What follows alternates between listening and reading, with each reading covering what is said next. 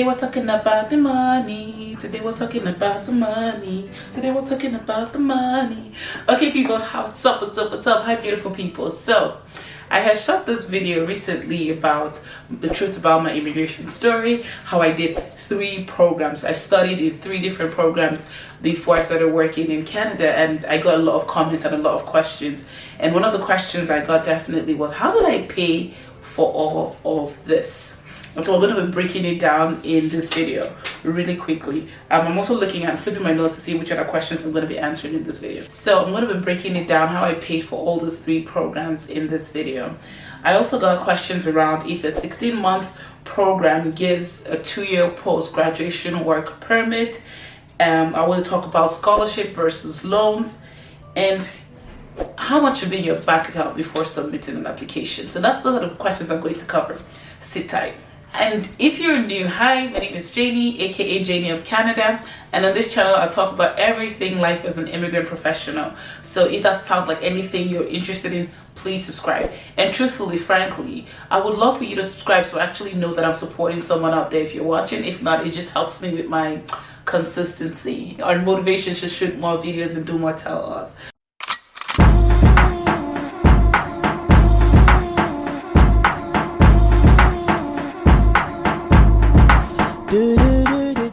To the question, so how I paid for my 3 programs.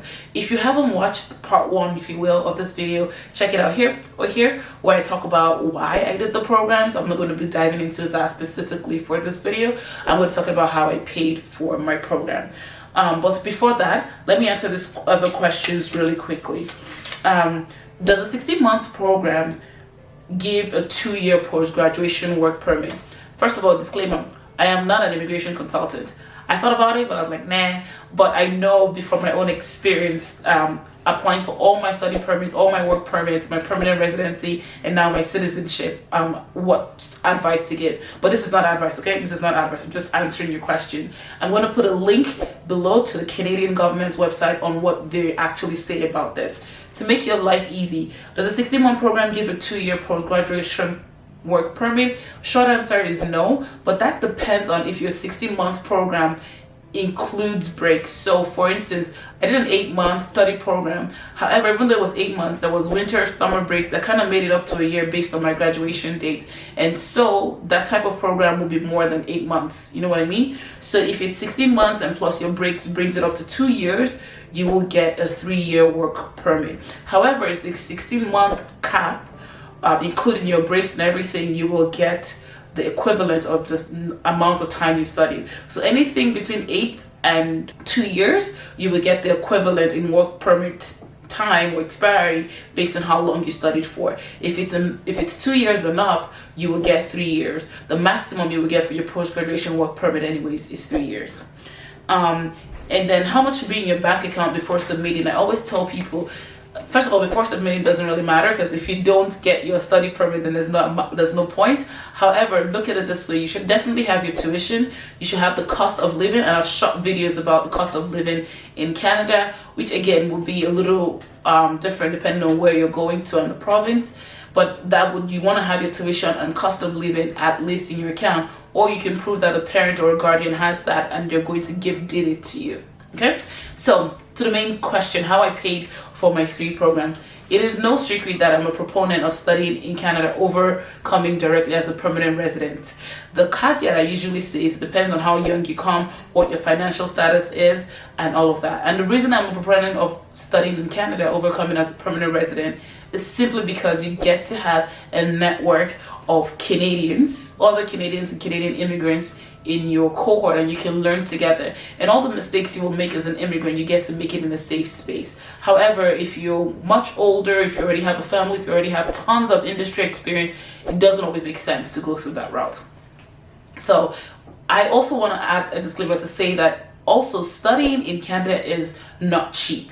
If you're an international student, you typically pay anywhere from 2 to 4 times the amount a domestic Canadian student will pay. So imagine also coming from a country who has a weaker currency. You have to have the guap, you have to have the shmoney, you have to have the coins to be able to study in Canada. So my first 2 programs thankfully were college programs Talked about colleges versus universities, so you may, if you don't understand the difference, link again in the description.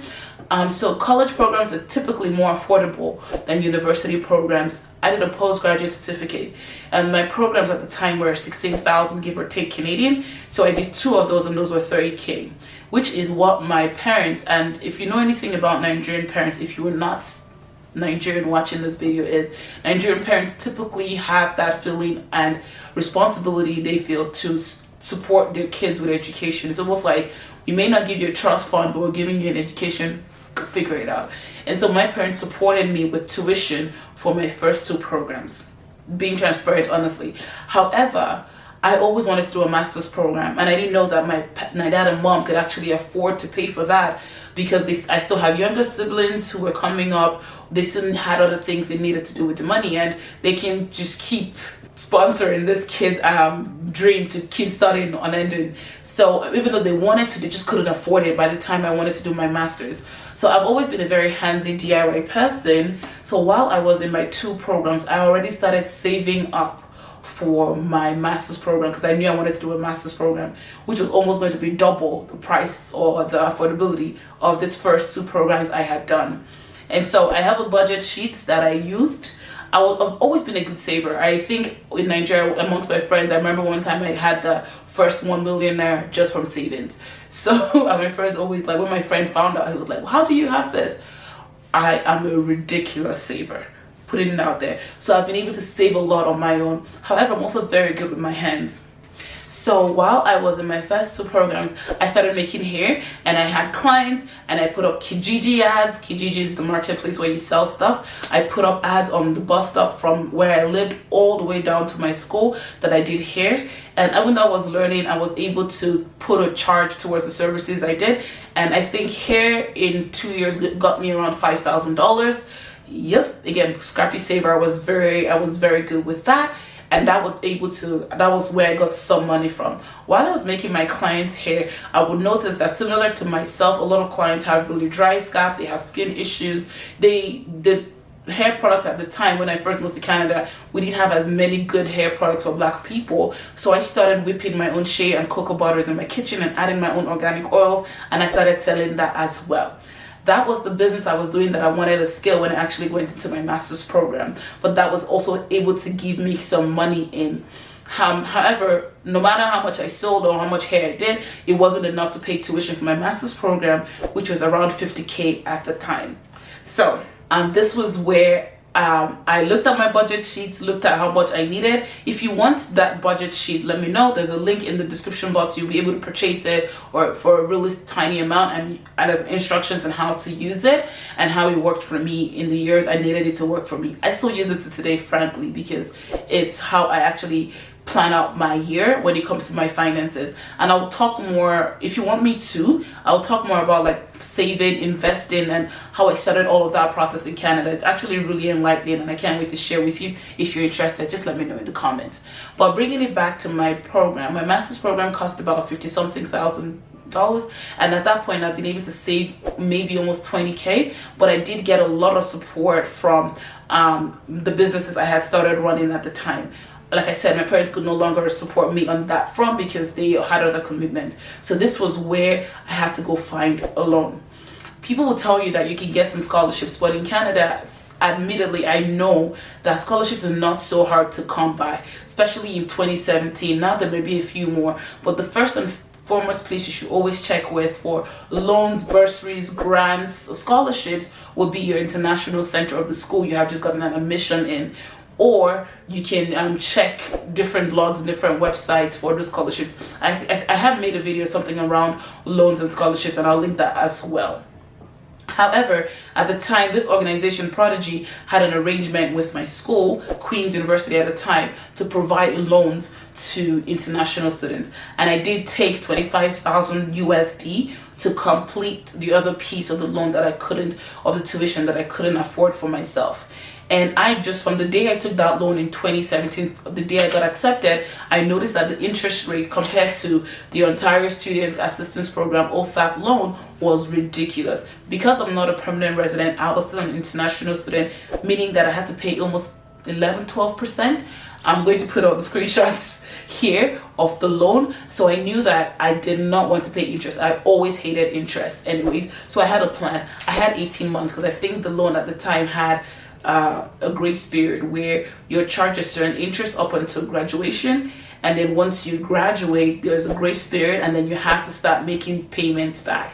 So while I was in school, I was still saving from doing those businesses. I started babysitting as well, and babysitting at the time paid me between 16 to 18 bucks an hour depending on the family. I also got that babysitting job through a network, a colleague of mine. I pulled all those three funds together and I started making lump sum payments towards my loan. So in 2017 December, I got approved for the loan, and the loan interest was 11 point something percent right here, which is a little more than half than my tuition. And by November 2019, I had paid the loan off. And my friends always tease me because I did a lot of really scrappy things to pay the loan off. If you want me to get into all that details of all the things I did on how I paid that loan off, let me know. I'll make a dedicated video. But pretty much how I paid for my tuition was getting some support from my family, or opening up some small businesses that helped me save, being really scrappy and using the budget so to account for every dollar that I had, living way under my means, meaning I was living with my brother, not paying, not getting anything fancy, not having crazy credit. I talked about credit in this specific video. It's very important as newcomers not to use credit like it's your money. It's not. If not, you will get in trouble really quickly. I wasn't taking crazy credit. I was living under my means, and then I gave myself a timeline as to when I wanted to pay the loan I had taken from my school back, and I made sure to pay within that timeline so that I am debt free. And that is how I paid for my 3 programs. If you have any questions about everything I've just shared, please let me know. As you guys know, I'm fully transparent with my process, and I'm happy to let you know how I did it. If you liked it, give it a like. If you love it, please subscribe, and I'll see you in the next video. Take care.